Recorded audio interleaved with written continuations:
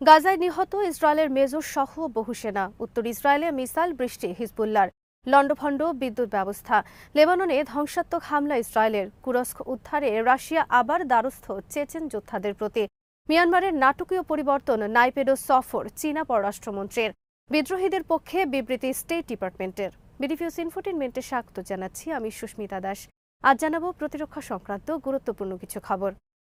গাজার তাল আল হাওয়ায় শনিবার ইসরায়েলের দুটি ইউটিলিটি ভেহিকল উড়িয়ে দিয়েছে কাসাম ব্রিগেডস। অ্যান্টিপার্সোনাল ইম্প্রোভাইজড এক্সপ্লোসিভ ডিভাইসের মাধ্যমে সামরিক যানবাহন দুটির হামলায় ঘটনাস্থলে নিহত হয়েছে কয়েকজন ইসরায়েলি সেনা। হামলার পর সেখানে কাসাম ব্রিগেডস যোদ্ধারা গেরিলা যুদ্ধে লিপ্ত হয় ইসরায়েলি একটি সেনা দলের বিরুদ্ধে। দীর্ঘ সময় চলা যুদ্ধের পর আহত ও নিহত ইসরায়েলি সেনাদের উদ্ধারে হেলিকপ্টার পাঠায় ইসরায়েল আর্মি শনিবার ঘোষণা দিয়েছে, কাসাম ব্রিগেডের হামলায় নিহত হয়েছে তাদের একজন মেজর, একজন কমান্ডার এবং একজন সেনা। তিনজনের মধ্যে একজন সাধারণ সেনা নিহত হয়েছে তাল আল হাওয়া এলাকায়। নিহত দুইজনের একজনকে মেজর হিসেবে পরিচয় প্রকাশ করলেও নিহত কমান্ডারের পরিচয় প্রকাশ করেনি ইসরায়েল আর্মি। হামাসের বিবৃতিতে বলা হয়েছে, তাদের হামলায় শনিবার তাল আল হাওয়া সহ কয়েকটি স্থানে নিহত হয়েছে 1 ডজনেরও বেশি ইসরায়েলি সেনা। ইসলামিক জিহাদ গ্রুপের সামরিক শাখা আল কুদস ব্রিগেড শনিবার রকেট হামলা চালিয়েছে গাজার রিম মিলিটারি সাইটে। এছাড়া আল জাইতুন এবং খান ইউনিসে ইসরায়েলি সেনা দলের ওপর শনিবার বোমা হামলা পরিচালনা করেছে আল কুদস ব্রিগেডস। আবু আলী মোস্তফা গ্রুপ, আল আকসা মার্টার ব্রিগেডস, আল মুজাহিদিন ব্রিগেড এবং আল নাসের আল সালাহ আল দিন ব্রিগেড শনিবার রকেট হামলা চালিয়েছে রাফা ও খান ইউনিসে ইসরায়েলি সেনা অবস্থানের ওপর। এসব হামলায় নিহত হয়েছে অজানা সংখ্যক ইসরায়েলি সেনা। শনিবার উত্তর ইসরায়েলের আইলাত হাসাহার বসতি এলাকায় ব্যাপক ভিত্তিক রকেট হামলা চালিয়েছে লেবাননের মিলিশিয়া বাহিনী হিজবুল্লাহ। হামলার ফলে আল জালিল এলাকায় বিস্তীর্ণ অঞ্চল জুড়ে অগ্নিকাণ্ডের ঘটনা ঘটে। হামলার ফলে সেখানে অবৈধভাবে বসতি স্থাপনকারী কয়েক হাজার ইসরায়েলি আশ্রয় কেন্দ্রে আশ্রয় গ্রহণ করে। রকেট হামলার পাশাপাশি উত্তর ইসরায়েলের বিভিন্ন সামরিক স্থাপনায় ড্রোন হামলা পরিচালনা করে হিজবুল্লাহ। ইসরায়েলের গণমাধ্যমের খবরে বলা হয়েছে, শনিবার হিজবুল্লাহর হামলার ফলে বিদ্যুৎ বিচ্ছিন্ন হয়ে পড়েছে উত্তর ইসরায়েলের বিভিন্ন এলাকা। উত্তর ইসরায়েলের কয়েকটি এলাকায় হিজবুল্লাহ কমপক্ষে 55টি রকেট হামলা চালিয়েছে বলে উল্লেখ করেছে টাইমস অফ ইসরায়েল। এর আগে শনিবার ইসরায়েল বিমান হামলা চালিয়েছে লেবাননের নাবাতিয়াহন এলাকায়। এতে নিহত হয়েছে কমপক্ষে 10 জন বেসামরিক লেবানিজ। নিহতদের মধ্যে রয়েছেন একজন মা ও তার 2 শিশু সন্তান। সিএনএনের খবরে বলা হয়েছে, 7 অক্টোবর থেকে গাজা ইসরায়েল যুদ্ধ শুরুর পর লেবাননে এটি ছিল ইসরায়েলের সবচেয়ে ধ্বংসাত্মক হামলা। অপরদিকে গাজার আল জাওয়াইদাহ এলাকায় ইসরায়েলি বিমান হামলায় নিহত হয়েছেন একই পরিবারের 15 জন। এছাড়া পশ্চিম তীরের জেনিনেও ইসরায়েল শনিবার হত্যা করেছে 2 জন বেসামরিক ফিলিস্তিনি। ইসরায়েল দাবি করেছে নিহত 2 জন হামাস যোদ্ধা। কুরস্ক থেকে ইউক্রেন সেনাদের হঠাতে রাশিয়া আবার দ্বারস্থ হয়েছে চেচনিয়ার। সেখানে মোতায়েন করেছে চেচনিয়ার আখমত স্পেশাল ফোর্স। সেখানে নেতৃত্বে রয়েছেন চেচনিয়ার মেজর জেনারেল আল উদিনভ বলেছেন, শনিবার তাদের সেনাদের কাছে আত্মসমর্পণ করেছে 24 জন ইউক্রেন সেনা। ইউক্রেন সেনাদের আত্মসমর্পণের ভিডিও প্রকাশ করেছেন আলাউদ্দিনভ তার টেলিগ্রাম চ্যানেলে। রাশিয়ান প্রতিরক্ষা মন্ত্রণালয়ের এক বিবৃতিতে বলা হয়েছে, ইউক্রেন সেনারা কুরস্কে হত্যা করছে বেসামরিক লোকজন, লুটপাট করছে বিভিন্ন মার্কেটে, ধ্বংস করছে বিভিন্ন বেসামরিক স্থাপনা। কুরস্কের একটি সুপার মার্কেটে ইউক্রেন সেনাদের লুটপাটের ভিডিও প্রকাশ করেছে রাশিয়া। কুরস্কের বিভিন্ন স্থাপনায় হামলায় ইউক্রেন ব্যবহার করছে যুক্তরাষ্ট্রসহ পশ্চিমাদের দেয়া অস্ত্র।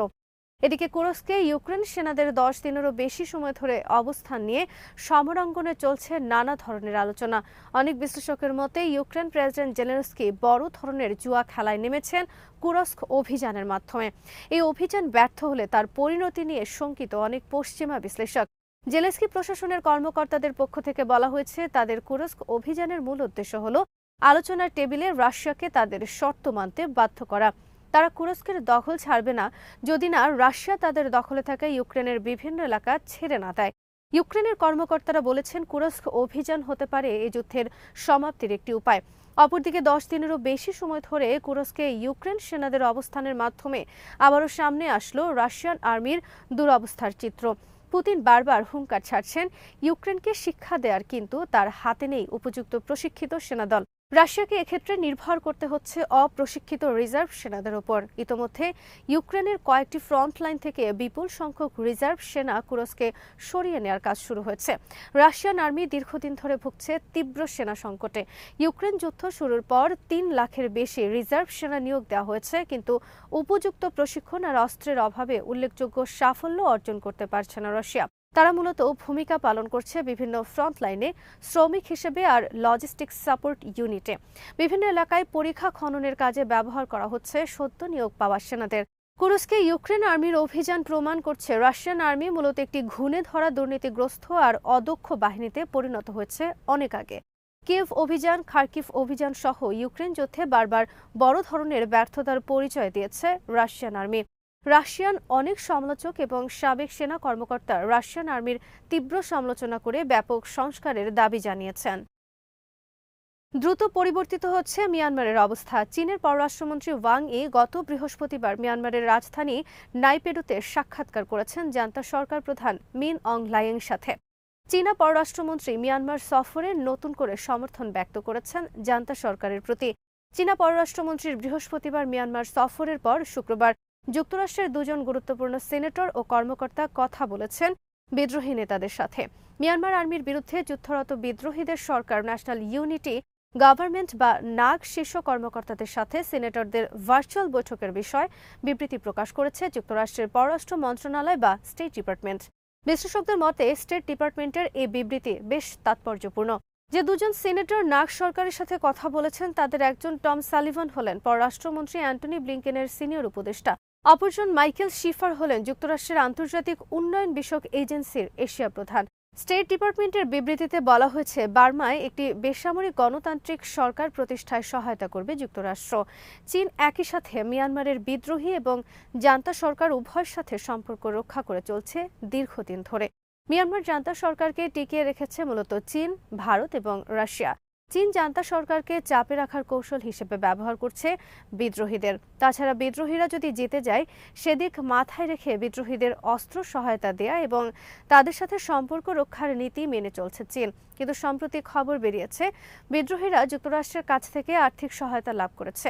এ ঘটনায় উদ্বিগ্ন চীন, একইভাবে উদ্বিগ্ন ভারত। কারণ মিয়ানমারের বিদ্রোহীরা কট্টর ভারত বিরোধী।